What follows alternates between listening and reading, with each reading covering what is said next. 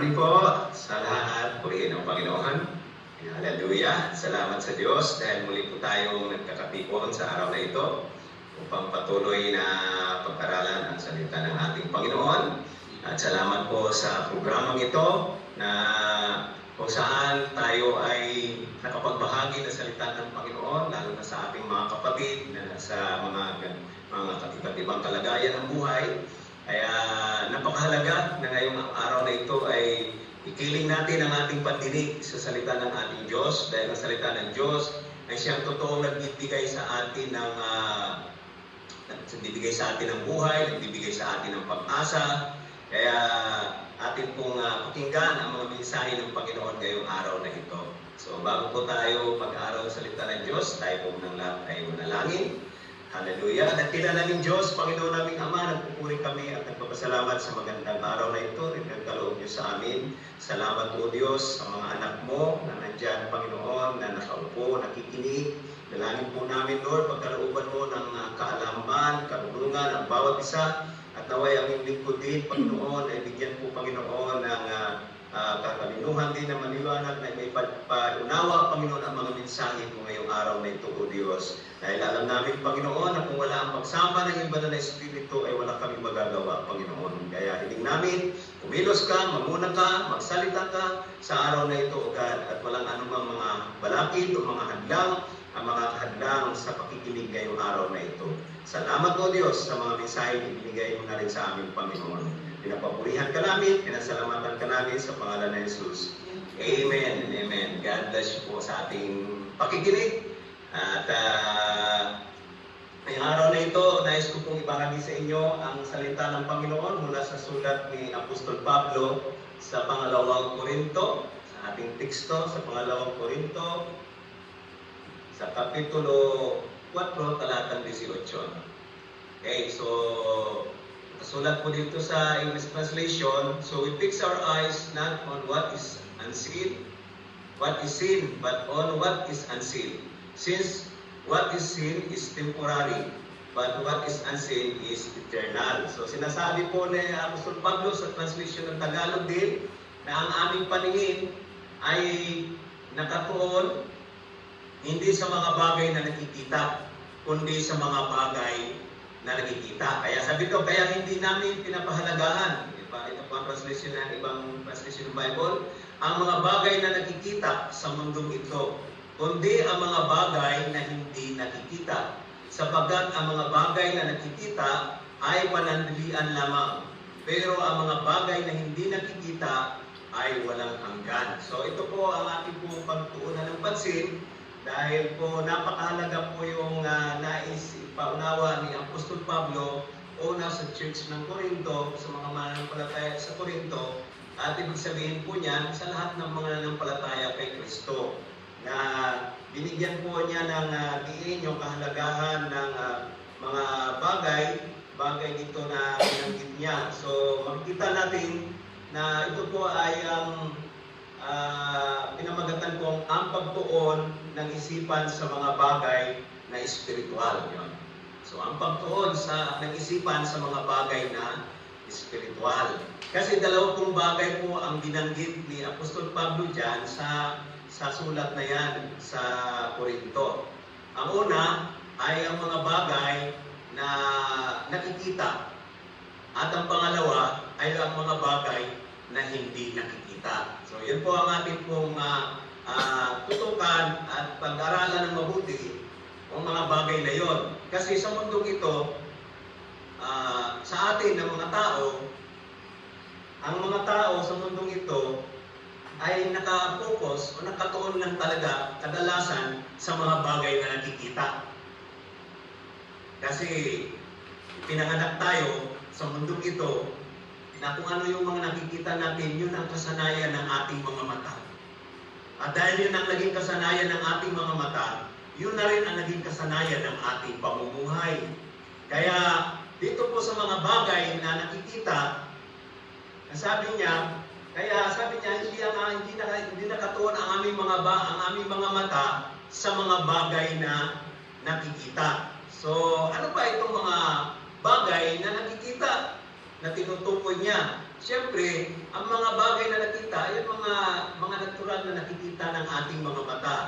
Yun yung mga literal na mga bagay na nakikita natin sa mundong ito.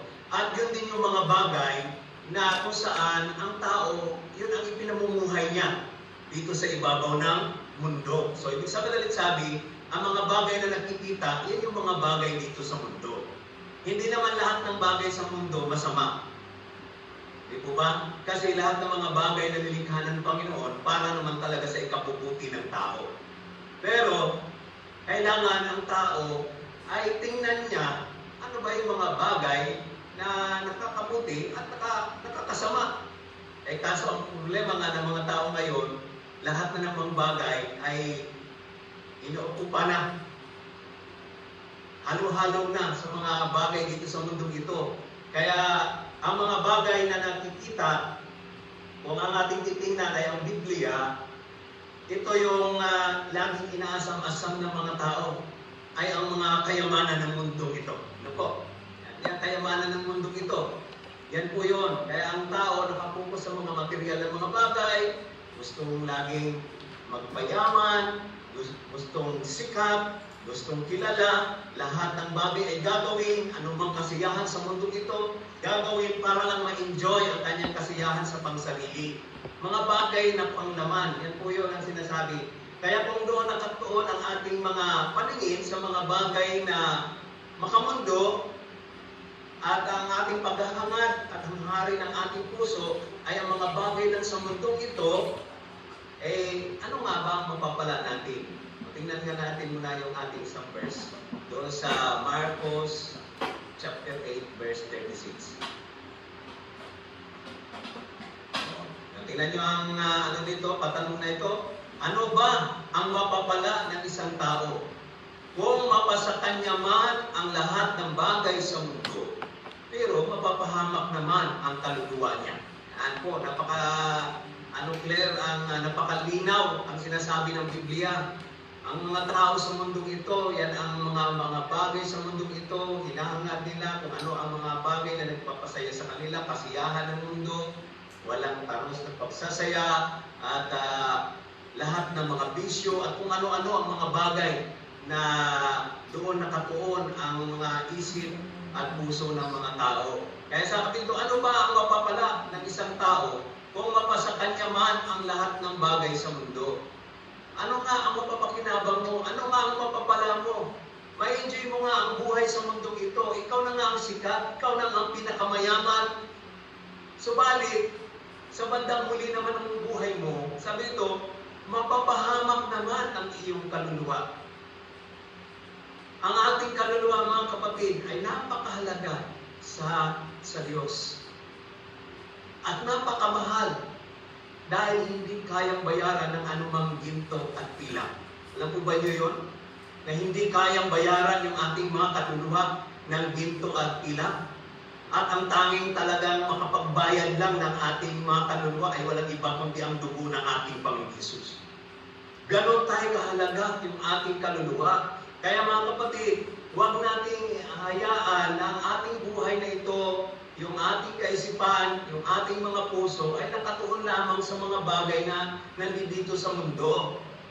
Dahil ang mga bagay sa mundo na yan po ang nagpapalayo sa atin sa Diyos. Yung mga kasiyahan na yan na iniisip natin, ay maganda to habang nabubuhay. Para ako ma-enjoy ko man ang buhay ko bago ako mamatay. Mayroon pong mga ganyan. Kaya sabi pa nga nung isang nakausap ko, sabi niya, ako pastor, gagawin ko na ang lahat na makapagpasaya sa buhay ko. Kasi kung mamatay ako, hindi ko na magagawa yun. Kaya lahat na ng bagay daw gagawin niya, i-enjoy na yung buhay niya. Basta mapasaya lang siya. Bago siya mamatay, ay nakakalungkot. Kasi ang buhay natin ay mayroon pang susunod. May susunod pa na yugto ng ating buhay. At ang ating destinasyon pagkatapos ng buhay natin sa lupa, dalawa lang, kapatid, ang maging destinasyon natin pagkatapos natin dito sa lupa. Ano po bang dalawang destinasyon na yan? Yan po yung sa eternidad. Either sa langit o sa impyerno. Kapag ang pinahalagahan mo ay ang mga bagay lamang sa mundong ito, at ang kasiyahan mo ay mga bagay lang, pawang mga bagay lang sa mundo ito. Nakakatakot, kapatid, dahil ang magiging destinasyon mo talaga ay sa kapahamakan. Kaya sabi po doon sa Biblia na binasa, ano nga ang mapapala mo? Makamtan mo man, mapasa iyo man ang yaman ng mundo, ngunit mapahamak naman ang iyong kaluluwa.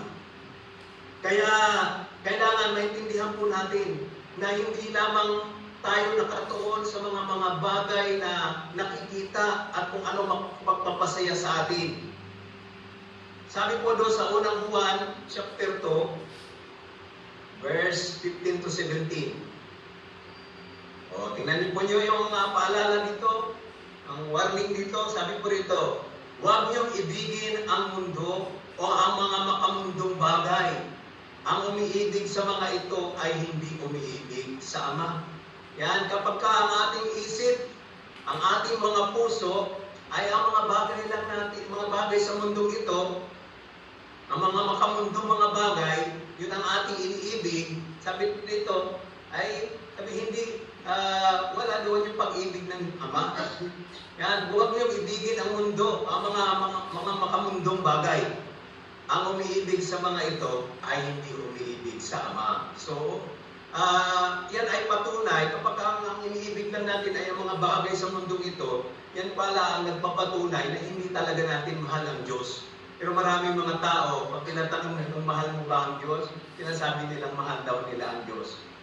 Pero ang totoo, mas mahal nila ang mga bagay sa sanlibutan ito kaysa sa Diyos.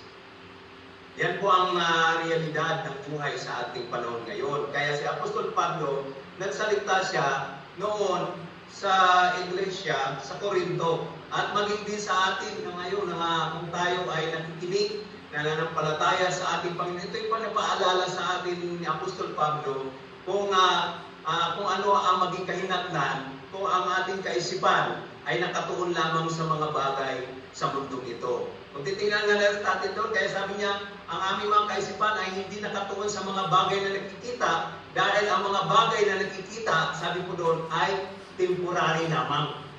Pansamantala lamang. Kaya pansamantalang mga bagay lang yan. Yung kayamanan ng mundo, yung karangyaan, o anumang mga bagay sa mundo. Pansamantala, tuloy natin ang basa sa verse 16. Sapagkat ang lahat ng kamunduhan, yun po ang term na gamit dito, ang lahat ng kamunduhan, ang masamang hilig ng laman, ang pagnanasa sa mga nakikita ng mata, at ang anumang pagmamayabang sa buhay, ay hindi nagmumula sa Ama, kundi sa mundo. So, dito pala, natukoy talaga dito kung ano yung tinutukoy na mundo dyan sa ating pinag-usapan. Ito palang mundo na tinutukoy dito, yung makamundong pamumuhay. Ano yung mga makamundong pamumuhay tinutukoy dito? Una, ang masamang hilig ng laman. Yan po ang malinaw na sinasabi na makamundong gawain, makamundong pamumuhay, ang masamang hilig ng laman, ang walang ibang pinahalagahan kundi ang kanyang laman, ang kanyang sarili. Ayan. Then, ang pagnanasa sa mga nakikita ng mga mata. Ayan. Kasi, marami tayong nakikita dito sa ibabaw ng daigdig na ito. At yun po ang minsan yung pagnanasa ng mga nakikita ng ating mga mata, yun din ang nagpaparumi sa ating mga puso. Yan. Kaya yung pagnanasa sa mga nakikita ng mata, at ang ano pa rito, at ang anumang pagmamayabang sa buhay. Yung pride of life, yung kayabangan, kataasan. Yan. Kaya pag ikaw ay mayaman, parang ang tingin mo ay napakataas mo na. Kapag ikaw ay napakataas ang pinag-aralan, ang tingin mo, talagang ikaw na ay pinakamarunong. Yun. Yung kayabangan, sabi dito, ang pagmamayabang sa buhay ay hindi nagmumula sa Ama, kundi sa mundo. Ang totoo mga kapatid, sa totoo lang, wala talaga tayong may pagmamayabang. Kung mayroon man tayong dapat ipagyayabang ay ang Diyos. Dahil ang Diyos ang pinagmumula ng lahat ng mayroon tayo. Kahit ano pa ang antas ng pamumuhay mo, kahit pa ikaw ang kilala, ikaw ang sikat, ikaw ang pinakamayaman, ikaw ang pinakamay magagandang mga tahanan, magandang sasakyan, o ano man ang degree holder mo, wala pa rin tayo may pagyayabang. Ang dapat pa rin nating ipagyabang ay ang Diyos. Ang dapat pa rin nating ipagmamalaki ang Diyos. Ay ang malungkot nga minsan may mga tao hirap na nga sa buhay, nagmamayabang pa. Alam po ba nyo, yung ayaw kilalanin ng tao ang Diyos at namumuhay siya sa sarili niyang kagustuhan, isang uri ng pagyayabang yun. Kaya kahit na mahirap lang ang buhay, minsan sa aming paglilingkod sa Panginoon, maraming mga taong mahihirap, hirap na nga sa buhay, todo sugal pa, sugal doon, sugal dito. Yan. At pagdalhan mo ng salita ng Diyos, hindi nila pinapansin ang salita ng Diyos. Sometimes, pag nangangaral kami ng salita ng Panginoon, para ka nagsasalita sa hangin, na hindi ka nila pinapansin. O yun, kasi isang uri ng kayabangan din yun talaga ng tao. Mayaman at mahirap, pag walang tamang relasyon sa Panginoon, ay talagang isang uri ng pagyayabang yun. Kaya, sa ating buhay mga kapatid, wala tayong may pagmamalaki, wala tayong may pagyayabang sa buhay na ito, maliban sa Diyos na nagkaloob sa atin ito. Kaya siya ang dapat nating kilalanin. Ang mga mundong ito, blessing para sa atin. Ang mga bagay sa mundong ito, isang pagpapala sa atin yan.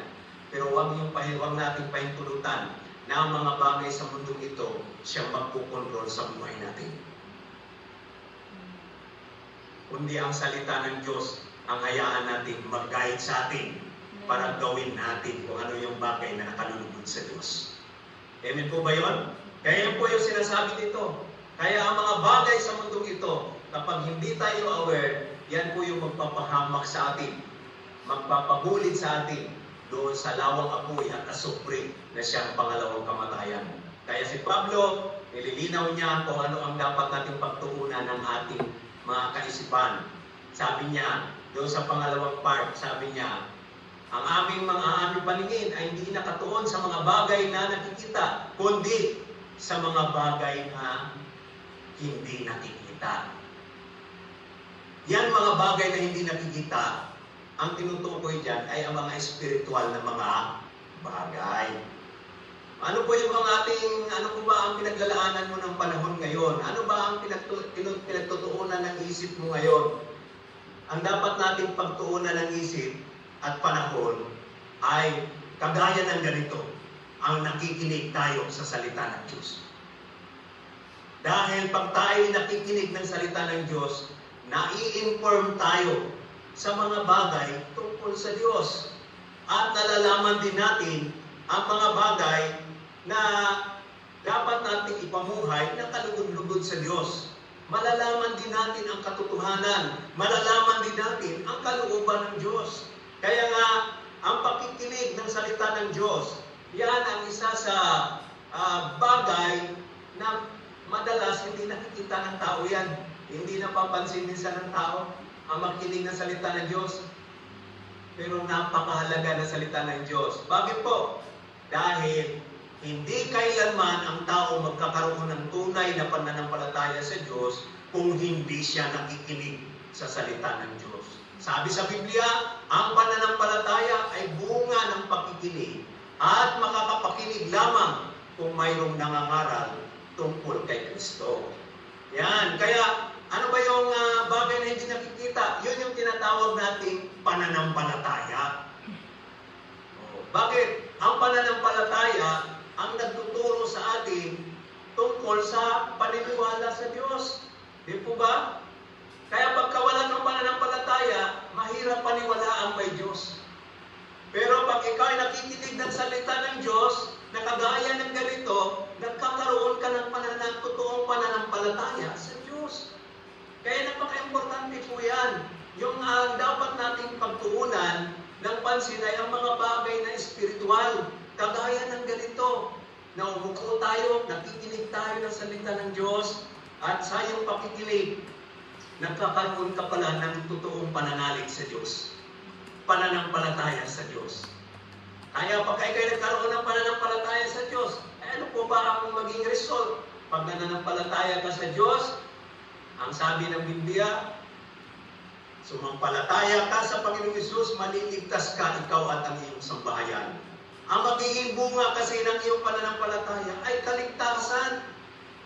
At ang kaligtasan na yan, ayan po ay nakalaan sa mga taong naglalaan ng mga bagay tungkol sa mga espiritual na kagaya ng ganito. So ang mga espiritual na bagay number 1 ay ang pananampalataya. Pahalagan mo ang pananampalataya sa Diyos. Hindi pwedeng pabayaan natin ang pananampalataya sa Diyos dahil ang tanging paraan para ikaw ay maligtas, manampalataya ka sa salita ng Diyos. Ang tanging paraan para magkamit ka ng buhay na walang hanggan, pananampalataya din sa salita ng Diyos. Diba?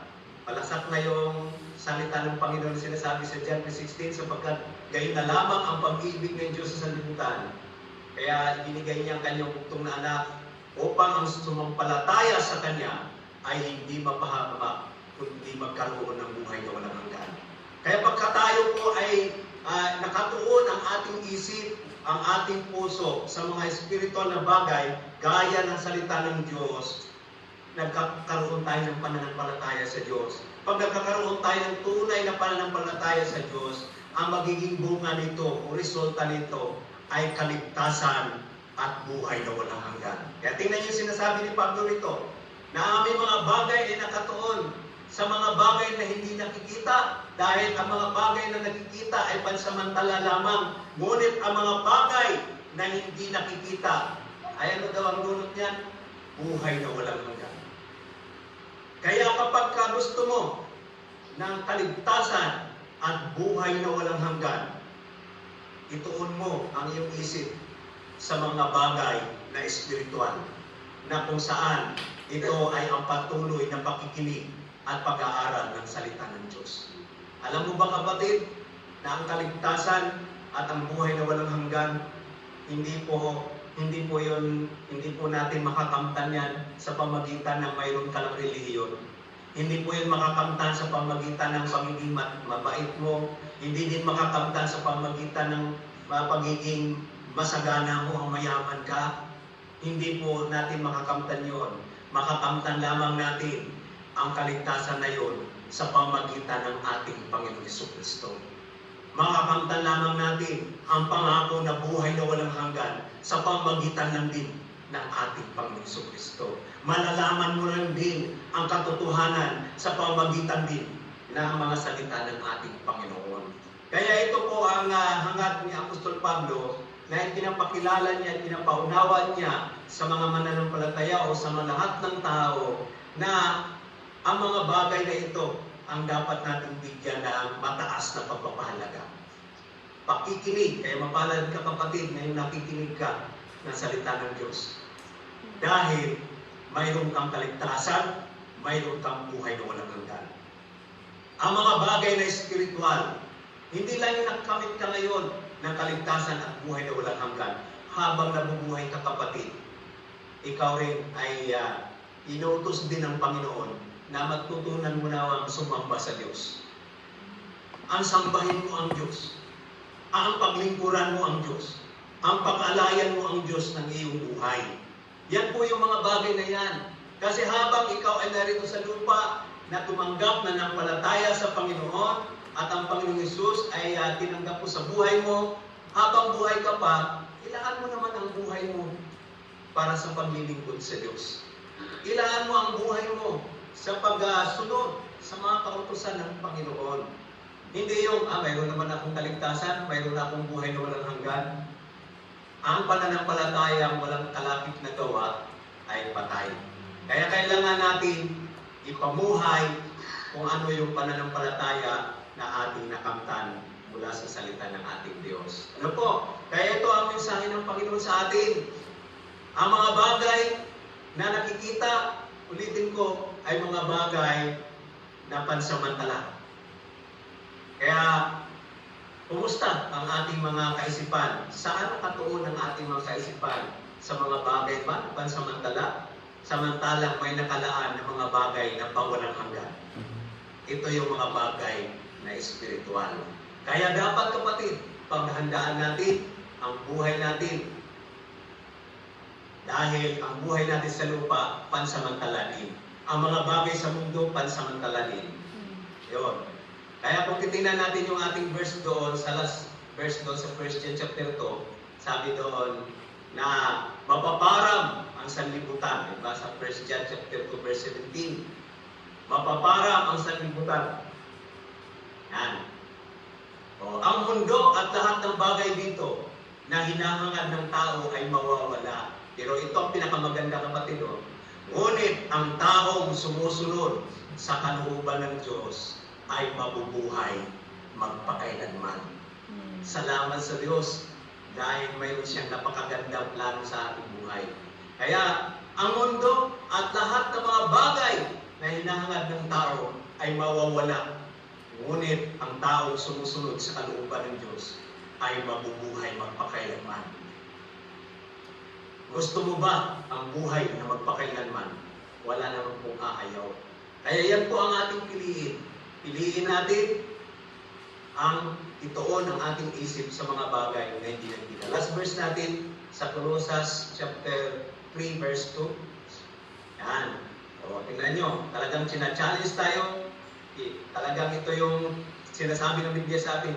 Doon ninyo, tingnan po doon ninyo ituon ang isip ninyo at hindi sa mga makamundong bagay. Doon nyo ituon ang inyong isip. Saan? Sa mga bagay na hindi nakikita. Huwag sa mga bagay sa mundong ito. Kaya habang tayo na sa mundo, ito, ang laging dapat laman ng ating isipan ay kung ano yung mga bagay na panlangit. Kapag ang ating isipan ay laging ang mga bagay na panlangit, habang tayo narito sa mundo, sigurado magkaiwas tayo sa mga bagay na hindi nakalulugod sa Diyos. Kaya ito po ang nais ko lang kung ipabatid sa bawat isa na piliin natin ang bagay na ito, yung bagay na makalangit. Dahil yan po ang nagbibigay sa atin na magandang buhay sa hinaharap. Ano man ang kalagayan, sitwasyon natin ngayon mga kapatid, yung mga bagay na yan na pinipresent sa atin, yan yung mga bagay na hindi kayang pantayan ng anumang mga yaman sa mundo. Dahil yan ang pinakamagandang buhay na piliin mo. Piliin mo ang buhay na pawalang hanggan kaysa mga bagay na pansamantala lamang. Salamat po sa inyong panahon at pakikinig at naway may natutunan tayo sa araw na ito. God bless you po sa atin. God bless you po sa atin.